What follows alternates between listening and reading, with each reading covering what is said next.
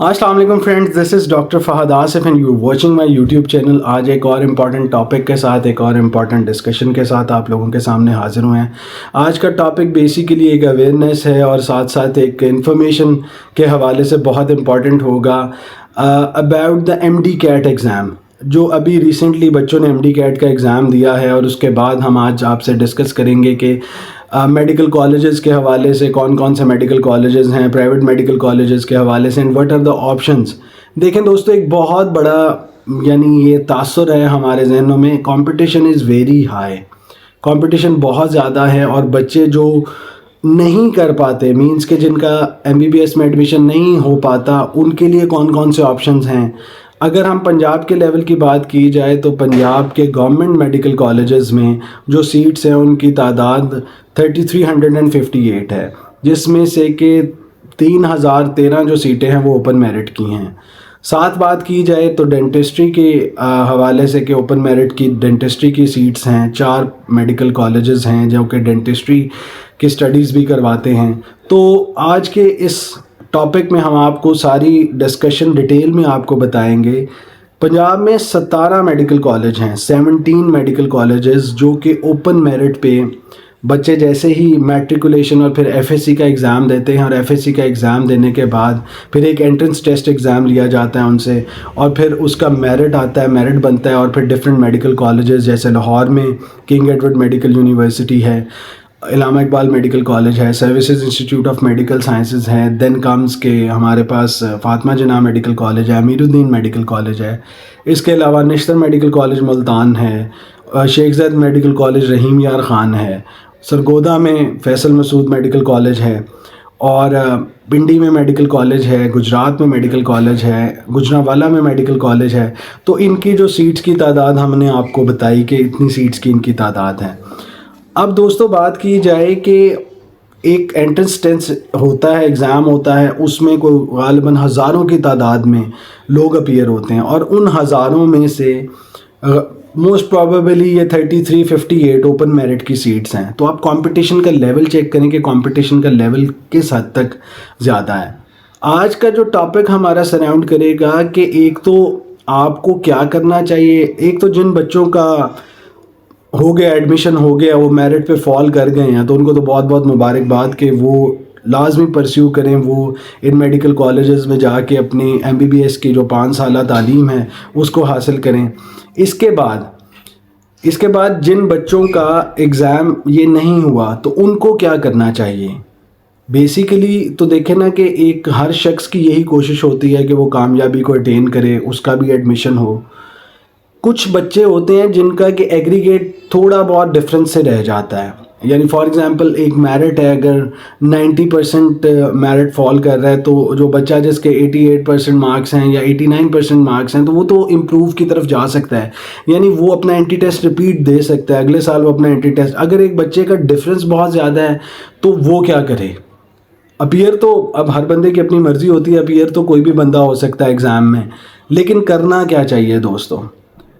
और उसके बाद जिन बच्चों का नहीं होता, बाज़ लोग अफोर्डिंग होते हैं, वो प्राइवेट मेडिकल कॉलेजेस में फीसेस पे करके वो सेल्फ फाइनेंस पे वो एडमिशन ले लेते हैं, और फिर वो भी इसी दौड़ में यानी माशाल्लाह वो भी डॉक्टर्स बन जाते हैं।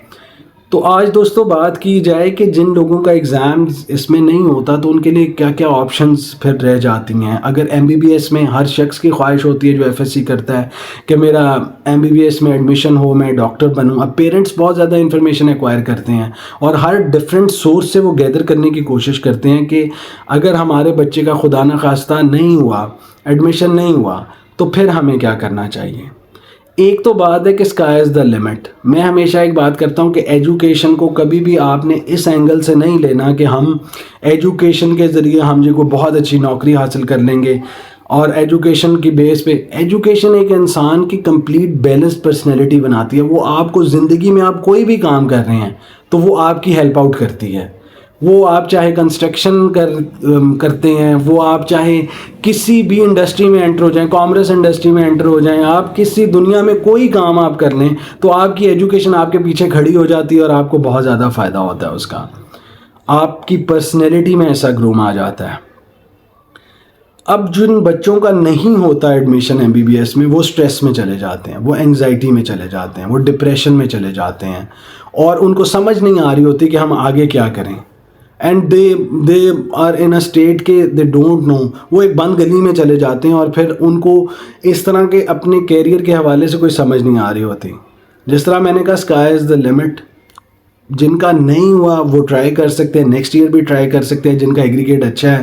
اور آگے ہمارے پاس آپشنس کیا کیا ہیں. دیکھیں، ایک تو ڈینٹسٹری کی آپشن آ جاتی کہ آپ ڈاکٹر بن جائیں، دانتوں کے ڈاکٹر آپ بن جائیں. پھر آپ کے بہت اچھی آپشن ہے وہ بھی. پھر آپ کے پاس اگر آپ کا MBBS میں ایڈمیشن نہیں ہوا، پھر آپ کے پاس ڈاکٹر آف فارمیسی کی آپشن ہے. پھر دین کمز کہ آپ کے پاس ڈاکٹر آف فارمیسی کے بعد آپ کے پاس ویٹنری سائنسز کی آپشن ہے، جس میں کہ لوگ ڈاکٹر بنتے ہیں ڈاکٹر آف ویٹنری سائنسز کے حوالے سے.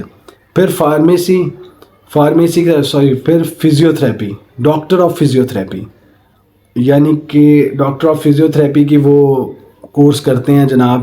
تو یہ والی آپشنز بھی ان کے پاس ہوتی ہیں. دین کمز کے کامرس کی فیلڈ میں وہ جا سکتے ہیں، انڈسٹری کی فیلڈ میں وہ جا سکتے ہیں. کچھ لوگ BSc کر لیتے ہیں، MSc کر لیتے ہیں. اس کے علاوہ most important thing is the competitive exam. If you have the courage, if you have the will, if you have the knowledge, if you have the grace, if you have the power to compete. یعنی ایک جگہ آپ کا اگر نہیں admission ہوا تو دس is not the and. یہ اینڈ نہیں ہوتا. پیرنٹس کو ان ساری آپشنس کو کنسیڈر کرنا چاہیے کہ وہ اپنے بچوں کو ڈفرینٹ آپشنس دیں. اگر گاڈ فاربڈ ان کا MBBS میں ایڈمیشن نہیں ہوا، اور اس کے بعد ہمارے پاس آ جاتا ہے کمپٹیٹیو ایگزامس کی بات کریں. CSS کا ایگزام ہے، اگر آپ بیچلرس کی ڈگری کر لیتے ہیں تو اس کے بعد آپ میں پوٹینشیل ہے، آپ کا نالج ہے، آپ میں گریس ہے، کمانڈ ہے، کمٹمنٹ ہے، اپروچ ہے، اتھارٹی ہے آپ میں، آپ سمجھتے ہیں، کانفیڈنس لیول آپ کا اچھا ہے، تو آپ CSS کا ایگزام دیں. بہت اچھی جابز اس کے یعنی لیوکریٹو جابز ہوتی ہیں. اس میں ہمارے پاس بہت یعنی اپنی ایڈمنسٹریٹو کوالٹیز کے حوالے سے جابز ہوتی ہیں. پھر ہمارے پاس آ جاتا ہے PMS کا ایگزام ہے، پروونشل مینجمنٹ سروسز. اس کے حوالے سے آپ اپنی تیاری کر سکتے ہیں.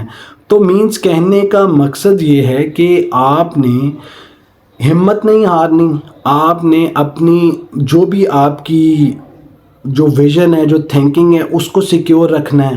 دس از ناٹ دا اینڈ. جن لوگوں کا اگر ایڈمیشن نہیں ہوتا، میں نے کئی لوگ دیکھے ہیں جو ڈاکٹر نہیں ہیں اور اپنی زندگی میں وہ اتنے خوش ہیں، ان کے سورسز آف انکم، کوئی ڈاکٹرز بھی ہیں وہ ساتھ اپنا دوسرا کاروبار کرتے ہیں، وہ ساتھ اپنے مائنڈ کو اس طرح یوز کرتے ہیں کہ وہ خالی اس پہ ڈپینڈنٹ نہیں ہوتے کہ دے آر ڈاکٹرز. سو دوستو، آپ نے اپنا ذہن، اپنا مائنڈ اوپن رکھنا ہے. آپ نے بالکل ٹینشن میں نہیں آنا. جو ریپیٹ کر سکتے ہیں اور اچھے مارکس لے کے ان کو امید ہے کہ نیکسٹ ایئر وہ دوبارہ MBBS میں ایڈمیشن لے سکتے ہیں، تو that's a good thing, that's a good sign for them. اور جو لوگ دوسری فیلڈز میں آنا چاہتے ہیں اور پھر کمپٹیٹیو ایگزامس دینا چاہتے ہیں، تو that's also a good option for them. So do subscribe my channel. This is doctor Fahad Asif signing out. اللہ حافظ.